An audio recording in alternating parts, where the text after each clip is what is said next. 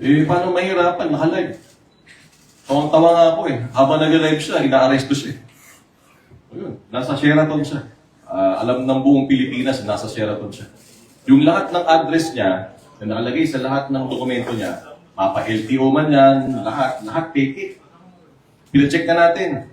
Walang totoo dun sa mga address niya. Hindi naman siya nakatira sa Green Meadows. Walang katotohanan. His life is a lie. So we will put a stop to it. This is terrible. Totoo lang. He's making a mockery of the Philippines. So kung ang tanong ba't tayo pinag-aaksaya ng oras to?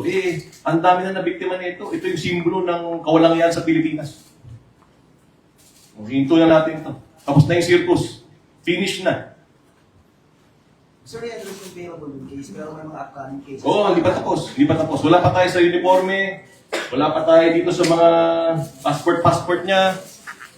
Wala pa tayo dun sa birth certificate niya. Wala pa tayo kay Lahanilaw.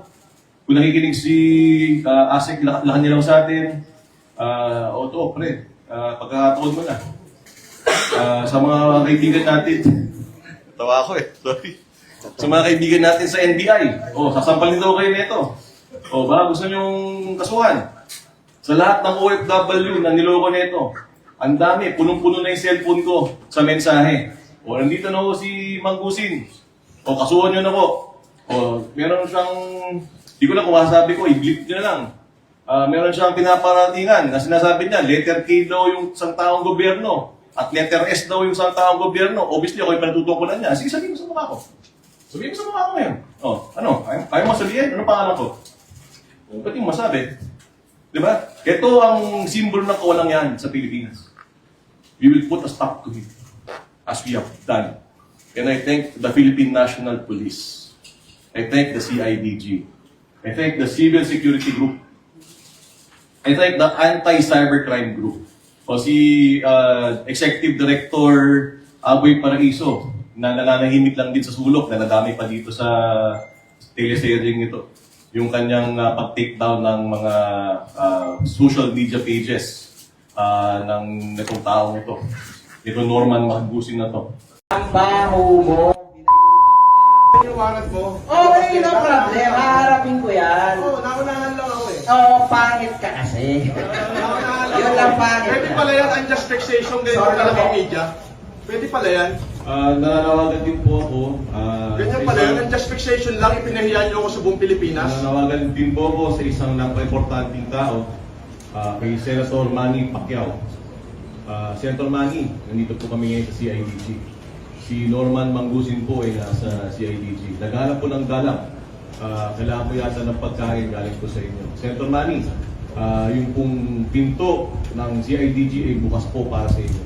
Kung pupunta po kayo, text nyo lang po ako. Sasamahan ko po kayo para magbigay ng pagkain kay Norman Manggusin.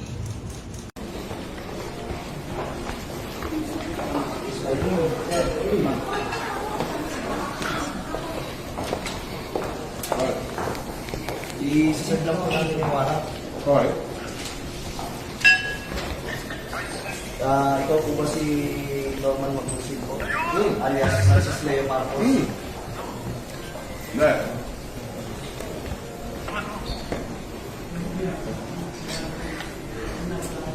Okay.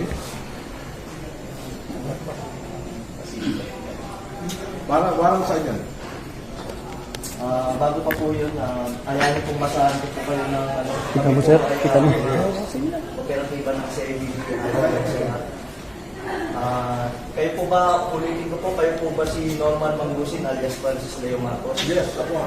Kayo ay aming ina-aresto sa bisa ng warrant of arrest na inisyo ng RTC Branch 294 Paranaque City for violation of unjust vexation under Article 287 of Revised Penal Code as amended in relation to Section 6 of RA 10175. Kayo ay may karapatang manahimik, sir. O sa walang tigo, o ano man ang inyong sabihin ay maaaring gawin pabor o laban sa inyo. Sa anumang hukuman, kayo rin ay may karapatan kumuha ng sarili nyong abogado at kumuha ng at kung wala po kayong sariling abogado, kayo po ay pagkakalooban ng libre ng gobyerno. Kayo rin po ay may karapatan kumuha ng sarili nyong doktor na magsusuri ng inyo. Sir, pwede paano po yan at maano nyo yung karapatan po? Sige. kayo rin po ay may karapatan po magpasuri sa sino mang doktor. At kung wala po kayong kakayahan, ay pagkakalooban po kayo ng libre din po ng gobyerno, ng doktor na susuri po sa inyo. Okay. Ito po, naiintindihan niyo po ba ang inyong mga karapatan? Naiintindihan ko. Okay po, kayo po ay isasama po sa amin para po sa inyong... Attorney, Ito po, basahin po. unjust fixation daw sa Parañaque. Hindi ko alam kung sino complainant nito.